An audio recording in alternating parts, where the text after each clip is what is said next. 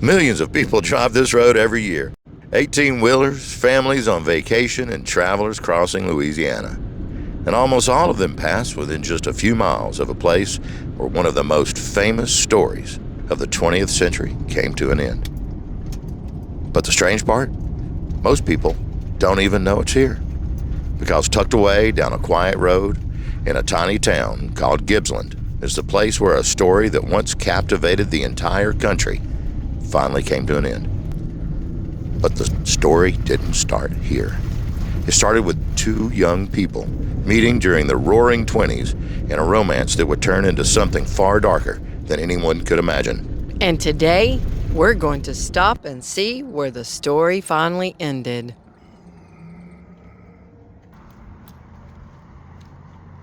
Gibsland is the kind of small town that actually you wouldn't even drive through. It's so small. But if you caught yourself driving through this town, you probably would take a look, because there's only a handful of buildings, and there's a little cafe on the corner. But in 1934, this tiny town suddenly became known around the world because two of America's most famous outlaws made their final stop here. How are you? Good. So like to see the museum? Yes. This is where Bonnie and Clyde bought their last meal. Oh no. Both. Yeah, they got them 10 minutes after they left. And their story is preserved inside a small museum right here in town. It's amazing how a place this small could hold such a big piece of American history. So before we head out to the place where it all ended, we're going to start right here, where their last day began.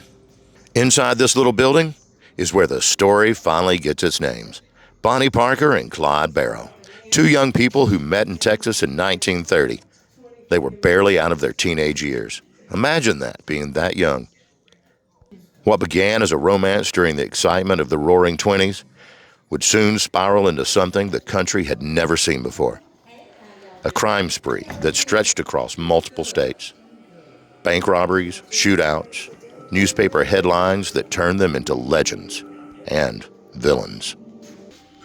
One convict tried to make that in Bienville Parish east of Shreveport. But before their story ended on a Louisiana road, they made one last stop right here in Gibsland.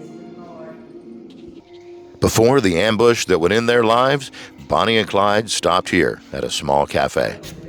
They ordered lunch. Clyde had a fried bologna sandwich with mustard and onions on white toasted bread. Bonnie had a bacon, lettuce, and tomato sandwich with mayo on white toasted bread.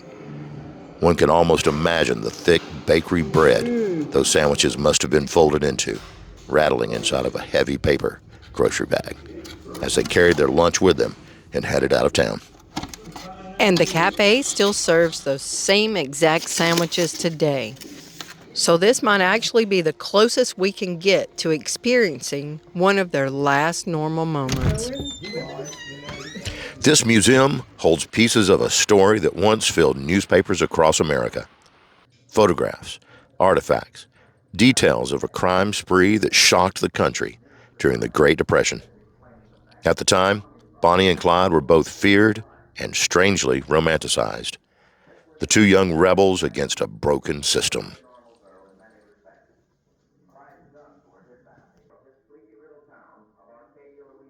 And one of the first things that catches your eye inside the museum is the car, a replica of the 1934 Ford V8, the same type of car Bonnie and Clyde drove. Fast for its time, powerful. And although it was famous for helping them get away, the car is shown in the way it would have looked in their final moments. That final time when it could no longer get them away from the law.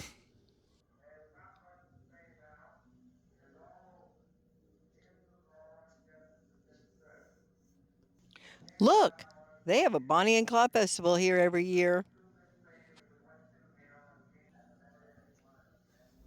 It looks like they even have some of Bonnie and Clyde's actual clothing.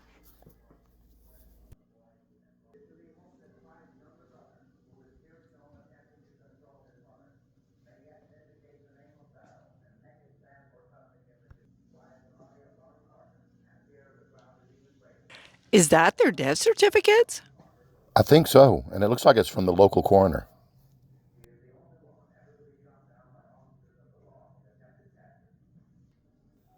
The museum does a really good job of showing all the details of the movies that have been made throughout the years to tell the story of Bonnie and Clyde, as well as capturing some of the firearms they actually had. While most are period timepieces that are accurate, they even have a couple of the real weapons.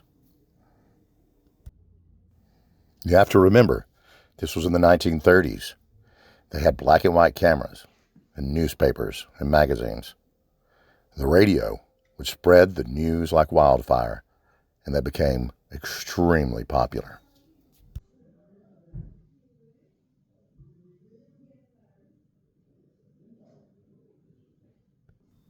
While they have a replica of their gravesite here at the museum, they're actually buried in Dallas, Texas, and unfortunately, even though they had wished it, they were not buried in the same graveyard. Someday, they'll go down together, and they'll bury them side by side. To a few, it'll be grief, to the law, a relief, but it's death for Bonnie and Clyde. That was a simple poem that Bonnie herself wrote before they died.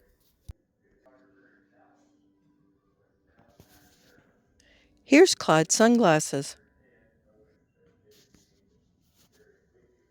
And the weapons they had with them when they were caught.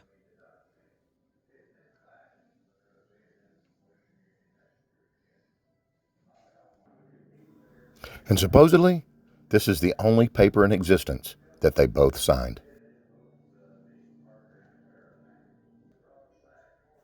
This museum has way more than we could ever show you on video. So if you get a chance, come out and visit.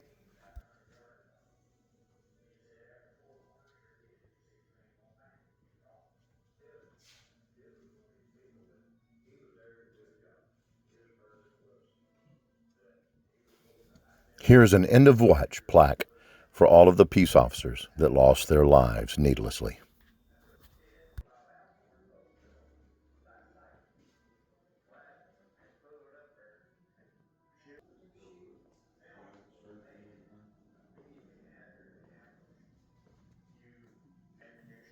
When Bonnie had suffered burns on part of her body, she had gone to a farmhouse seeking care. When the police investigated, they took off running again. And this is the door from the farmhouse, the Wellington farmhouse, where she was cared for.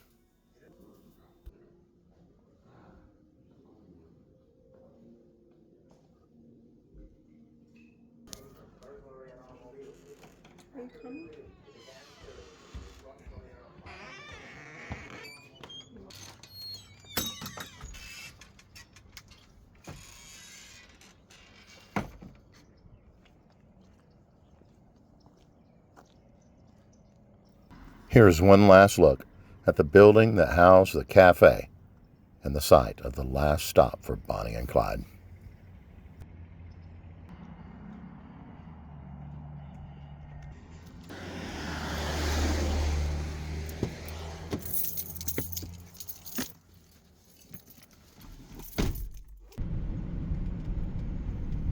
Now we're going to take a short ride and go see where Bonnie and Clyde met their fate.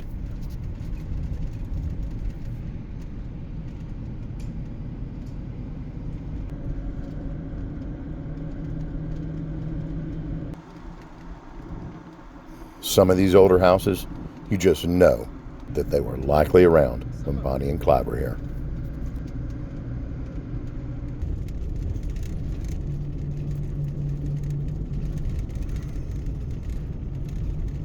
Leaving the museum, head south on Highway 154. Be sure to follow all the street signs, as 154 takes a couple of turns on the way to the death site.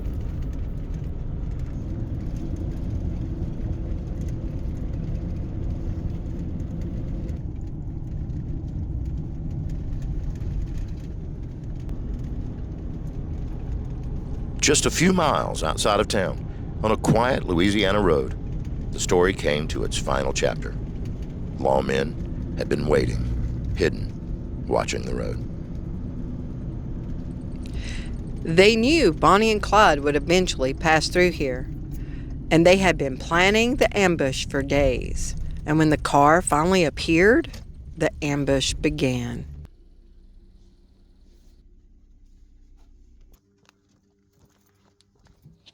Today, the road is peaceful. Trees line the highway. Traffic passes quietly. And a small monument marks the spot where their car stopped moving. Bonnie Parker was only 23 years old, and Clyde Barrow was just 25 himself. Their story has often been told as romance, rebellion, and legend. But there were also people who lost their lives along the way. Officers, civilians, lives that were taken long before this road became famous. History sometimes turns criminals into folklore, but standing here, it reminds you that the real story was far more serious. Gibsland may be a small town, but it holds the final chapter of a story that once captured the attention of the entire nation. And it's one of those places that most people pass by without ever realizing what happened here. It really makes you look at a quiet road a little differently.